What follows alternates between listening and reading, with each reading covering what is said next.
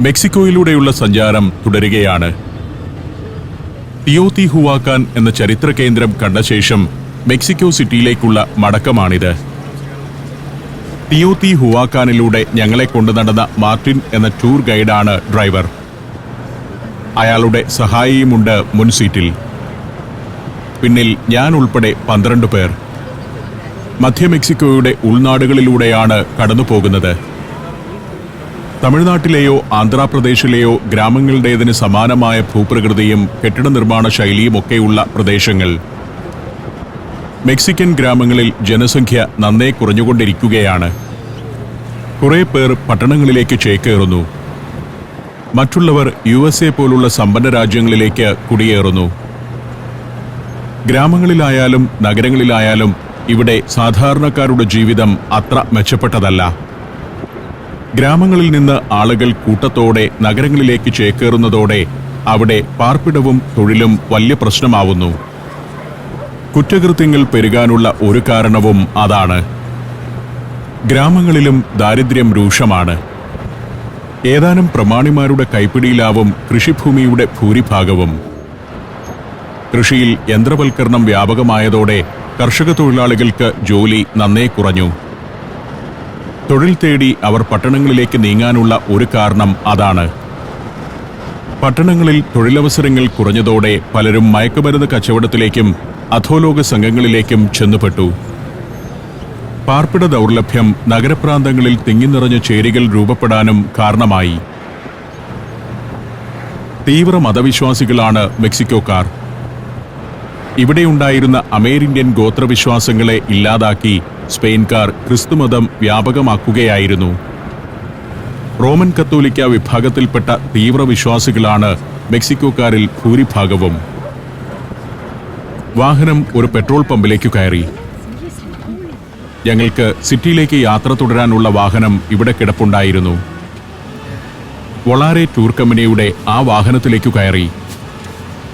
അതിന്റെ ഡ്രൈവർക്ക് ഞങ്ങളെ കൈമാറി മാർട്ടിൻ. അയാൾ വിട പറഞ്ഞു. ഞങ്ങൾ ഹൈവേയിലൂടെ മെക്സിക്കോ സിറ്റി ലക്ഷ്യമാക്കി യാത്ര തുടർന്നു. മധ്യ മെക്സിക്കോയുടെ പരന്ന കൃഷിയിടങ്ങൾക്ക് നടുവിലൂടെയാണ് പോകുന്നത്. കാക്ടസിന്റെ കൃഷി നടക്കുന്ന പ്രദേശങ്ങൾ. കള്ളിമുൾച്ചെടികൾക്ക് വളരാൻ അനുകൂലമായ മണ്ണും കാലാവസ്ഥയുമാണിവിടെ. ഈ ഹൈവേയിലൂടെ പിന്നിലേക്ക് സഞ്ചരിച്ചാൽ അമേരിക്കൻ അതിർത്തിയിലെത്തും. അധോലോകവും മയക്കുമരുന്ന് സംഘങ്ങളുമെല്ലാം കൂടുതലുള്ളത് നോർത്തേൺ മെക്സിക്കോയിലാണ്.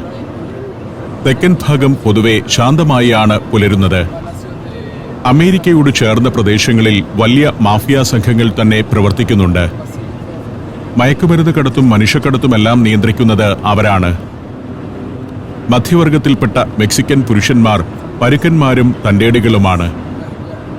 പലരും പ്രത്യേകിച്ച് തൊഴിലൊന്നും ചെയ്യാതെ ടെക്കീല എന്ന മദ്യം പകരുന്ന ലഹരിയിൽ ഉന്മത്തരായി അങ്ങനെ നടക്കും. മുന്നിൽ ഒരു മലനിര കാണാം. അതിന്റെ മറുവശത്ത് താഴ്വാരത്തിലാണ് മെക്സിക്കോ സിറ്റി. വാഹനം ആ പട്ടണത്തിലേക്ക് അടുത്തുകൊണ്ടിരുന്നു. മെക്സിക്കോ എന്ന് തന്നെയാണ് തലസ്ഥാന നഗരത്തിന്റെയും പേര്. വലിയൊരു രാജ്യമാണിതെങ്കിലും രാജ്യത്തിന്റെയും തലസ്ഥാനത്തിന്റെയും പേര് ഒന്നു തന്നെ. അപൂർവം രാജ്യങ്ങൾക്ക് ഇങ്ങനെ ഒരു പ്രത്യേകതയുള്ളൂ. പട്ടണത്തെയാണ് സൂചിപ്പിക്കുന്നത് എന്ന് തിരിച്ചറിയാനായി മെക്സിക്കോ സിറ്റി എന്ന് പറയുന്നേ ഉള്ളൂ. നല്ല അടിസ്ഥാന സൗകര്യങ്ങളുണ്ട് ഇവിടെ.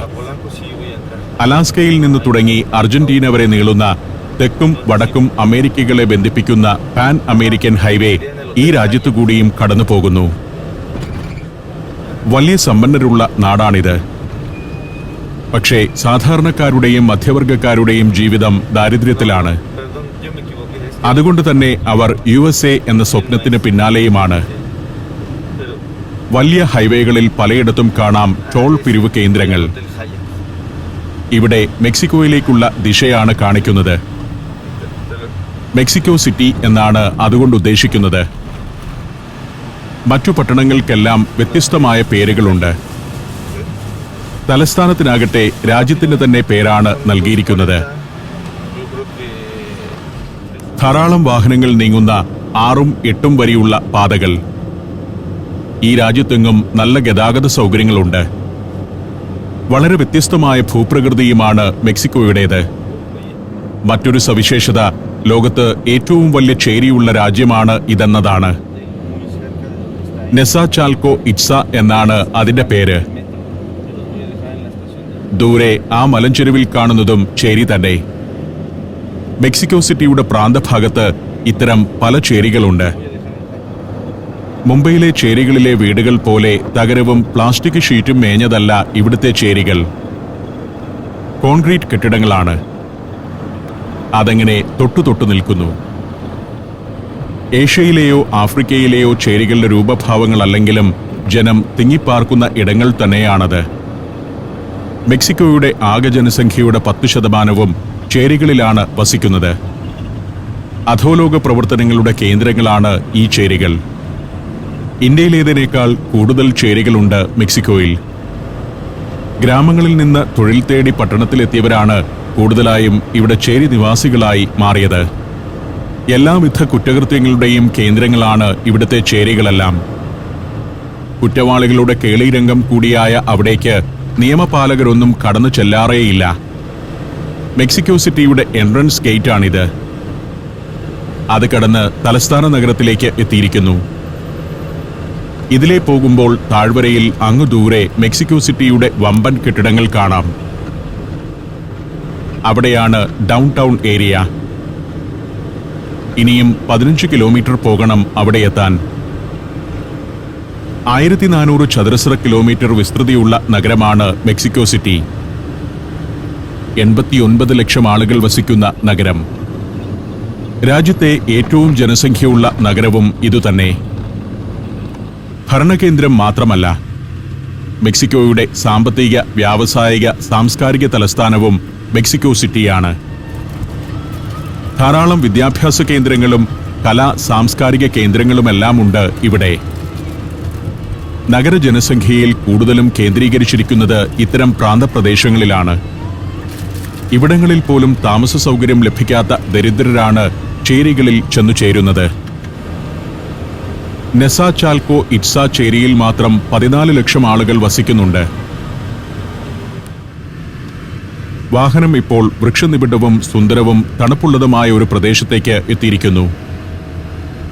മെക്സിക്കോ സിറ്റിയിലെ സമ്പന്നർ വസിക്കുന്ന ഒരു പ്രദേശമാണിത്.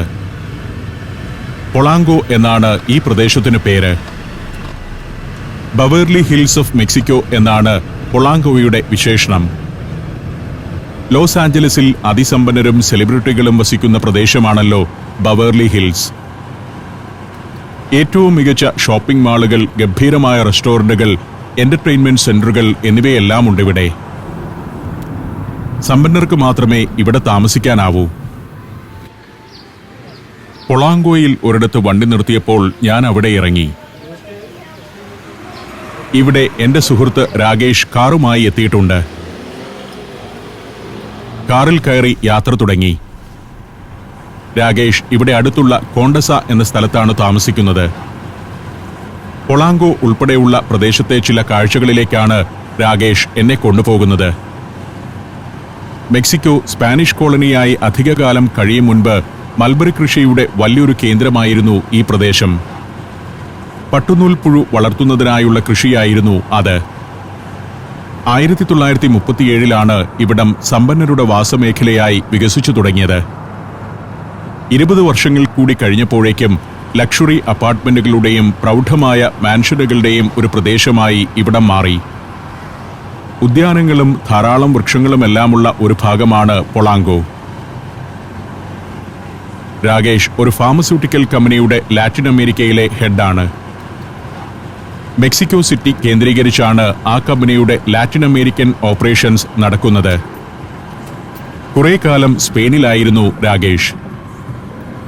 വളരെ നന്നായി സ്പാനിഷ് സംസാരിക്കും. മനോഹരമായ ഉദ്യാനങ്ങൾ. Germany, Poland, Bosnia and Herzegovina, Kyrgyzstan. സഞ്ചാരം വോള്യം നമ്പർ 19. ഫുൾ HD-യിലുള്ള ഈ അപൂർവ ദൃശ്യയാത്രാ വിവരണ ശേഖരം സ്വന്തമാക്കാൻ സഞ്ചാരം എന്ന് SMS ചെയ്യൂ. ഫോൺ 9995 444 222. ഒട്ടേറെ നല്ല റെസ്റ്റോറന്റുകളുമുള്ള പ്രദേശമാണ്. അവിടെയൊക്കെ ഉച്ച കഴിഞ്ഞപ്പോഴേക്കും ആളുകൾ നിറഞ്ഞു കഴിഞ്ഞു. ഇതെല്ലാം റെസ്റ്റോറന്റുകൾ തന്നെ, തനത് മെക്സിക്കൻ വിഭവങ്ങളുടെ റെസ്റ്റോറന്റുകൾ. സമ്പന്നരായ ആളുകൾ ഔട്ടിങ്ങിന് വരുന്ന സ്ഥലങ്ങളാണ്. ചൈനീസ്, വിയറ്റ്നാമീസ്, ഇന്ത്യൻ റെസ്റ്റോറന്റുകളൊക്കെ ഉണ്ടിവിടെ. വലിയ ആഠ്യത്വമുള്ള പ്രദേശമാണ്. ടൂറിസത്തിനല്ല പ്രാധാന്യം, നഗരത്തിലെ ഹൈഫൈ ആളുകളുടെ പ്രദേശമാണ്. ഇതുവഴി ഇങ്ങനെ പോകുമ്പോൾ ഈ നഗരത്തിൽ നിന്നും ലോകത്തെ ഏറ്റവും സമ്പന്നനായി വളർന്ന ഒരാളെക്കുറിച്ചാണ് ഞാൻ ചിന്തിക്കുന്നത്. Carlos slim. 2010 മുതൽ 2013 വരെ ലോകത്തെ ഏറ്റവും സമ്പന്നനായിരുന്നു കാർലോസ് സ്ലിം. ഇപ്പോഴും ലാറ്റിൻ അമേരിക്കയിലെ ഏറ്റവും വലിയ സമ്പന്നൻ അദ്ദേഹം തന്നെയാണ്.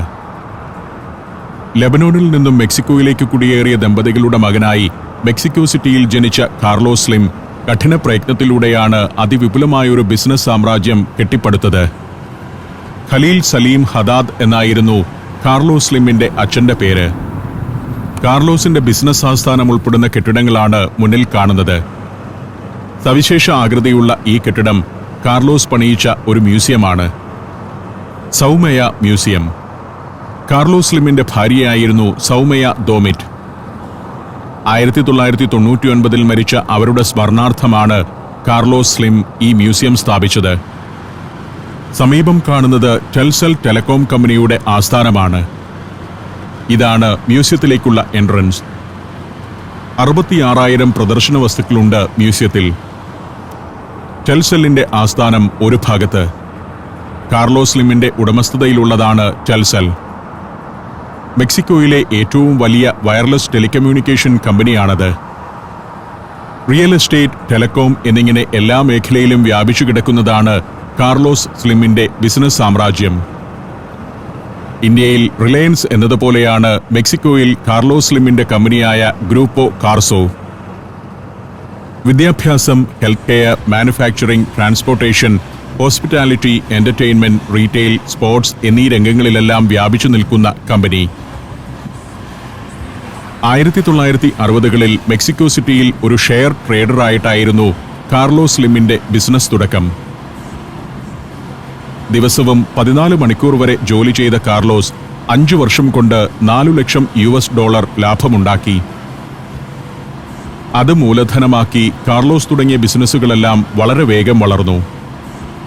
Construction, soft drink, printing, real estate, bottling, mining എന്നീ മേഖലകളിലെല്ലാം കാർലോസ് ഭാഗ്യം പരീക്ഷിച്ചു. ദ ന്യൂയോർക്ക് ടൈംസ് കമ്പനിയുടെ ഏറ്റവും വലിയ ഒറ്റ ഷെയർ ഹോൾഡറുമാണ് ഇപ്പോൾ കാർലോസ് സ്ലിം.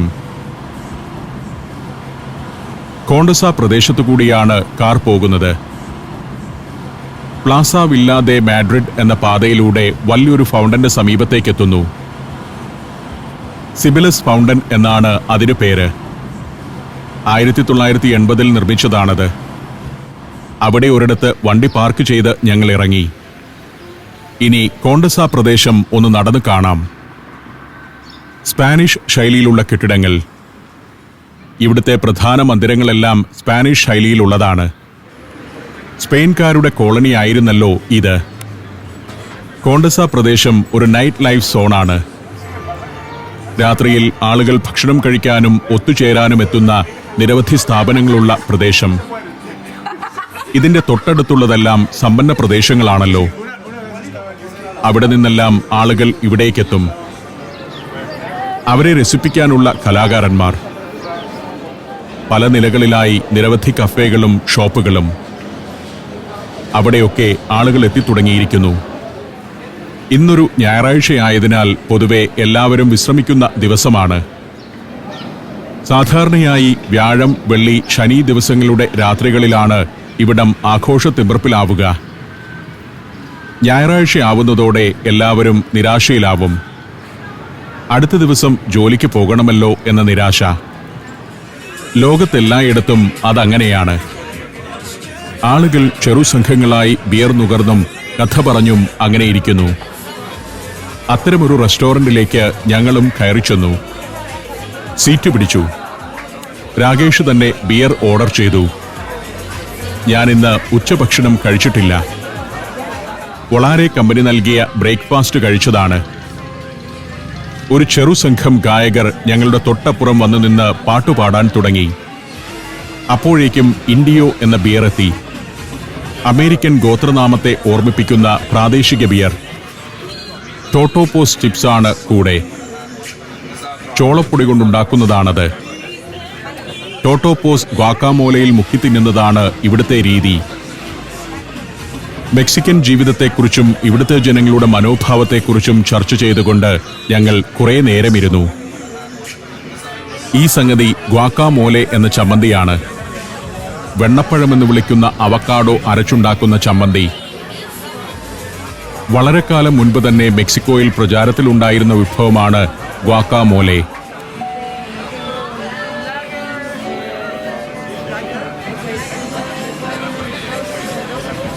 ഇൻഡിയോ ബിയറും കുടിച്ച് ഇവരുടെ പാട്ടും കേട്ട് കുറച്ചു സമയം. തിയോത്തി ഹുവാക്കാനിലൂടെയുള്ള നടത്തത്തിന്റെ ക്ഷീണം അവിടെ ഇരുന്ന് വിശ്രമിച്ചു തീർത്തു. നേരം 6 മണിയാവാറായി. തെരുവ് വീണ്ടും സജീവമായി വരുന്നു. ജീവിതം ആഘോഷമാക്കുന്നവരാണ് ലാറ്റിൻ അമേരിക്കക്കാർ. പാട്ട്, ഫുട്ബോൾ, ലഹരി എന്നിവയെല്ലാം ഇവർക്ക് വലിയ ഹരം പകരുന്നു. ബാറുകളിലും റെസ്റ്റോറന്റുകളിലുമെല്ലാം ധാരാളം ആളുകളെ എപ്പോഴും കാണാം. ഞങ്ങൾ റെസ്റ്റോറന്റിൽ നിന്ന് ഇറങ്ങി. കടകളിൽ വിളക്കുകൾ തെളിഞ്ഞിരിക്കുന്നു. ലാറ്റിൻ അമേരിക്കൻ ജീവിതം തികച്ചും വ്യത്യസ്തമാണ്. എല്ലാം ഇവർക്ക് ആഘോഷമാണ്. വലിയ കാർണിവലുകൾ, ഫുട്ബോൾ, സംഗീതം, പ്രണയം. സാമ്പത്തിക നിലയൊന്നും പ്രശ്നമല്ല. ജീവിതത്തെ ഏറ്റവും ആസ്വാദ്യമാക്കുന്നു ഇവർ. കോണ്ടസ പ്രദേശത്തു നിന്നും എനിക്കിനി മടങ്ങാൻ നേരമായി. രാകേഷ് ഒരു ഊബർ ടാക്സി വിളിച്ചു വരുത്തി. ഊബർ ഡ്രൈവർക്ക് എന്നെ ഇറക്കേണ്ട സ്ഥലം ഒന്ന് വിശദീകരിച്ചു കൊടുത്ത് രാകേഷ് എന്നെ യാത്രയാക്കി. നഗരഹൃദയം ലക്ഷ്യമാക്കി ടാക്സി നീങ്ങി. ശരിക്കും വൊളാറെ ടൂർ കമ്പനിയുടെ വാഹനം എന്നെ നഗരഹൃദയത്തിൽ കൊണ്ടുചെന്നിറക്കേണ്ടതായിരുന്നു. പക്ഷേ അവിടെ ചില പ്രശ്നങ്ങൾ നടക്കുകയായിരുന്നതിനാലാണ് പൊളാങ്കോ പ്രദേശത്ത് ഇറങ്ങിയത്. ഇന്ന് വനിതാ ദിനമാണ്. നമ്മുടെ നാട്ടിലേതുപോലെ വനിതാ ദിനത്തിൽ പരസ്പരം മെസ്സേജ് അയച്ചു കളിക്കുകയല്ല ലാറ്റിൻ അമേരിക്കയിലെ സ്ത്രീകൾ ചെയ്യുന്നത്. ഇന്ന് ഉച്ച കഴിഞ്ഞപ്പോൾ മെക്സിക്കോ സിറ്റിയിൽ വനിതകളുടെ വലിയൊരു പ്രകടനം നടന്നിരുന്നു. ആ പ്രകടനം അക്രമാസക്തമായി. സ്ത്രീകൾ കണ്ണിൽ കണ്ടതെല്ലാം അടിച്ചു തകർത്തു. രാകേഷ് ആരോടെല്ലാമോ അന്വേഷിച്ച് രംഗം ശാന്തമായിരിക്കുന്നു എന്നുറപ്പാക്കിയ ശേഷമാണ് എന്നെ വണ്ടി കയറ്റിവിട്ടത്. ഞാൻ 5th മേ അവന്യൂവിൽ കാറിൽ നിന്നിറങ്ങി.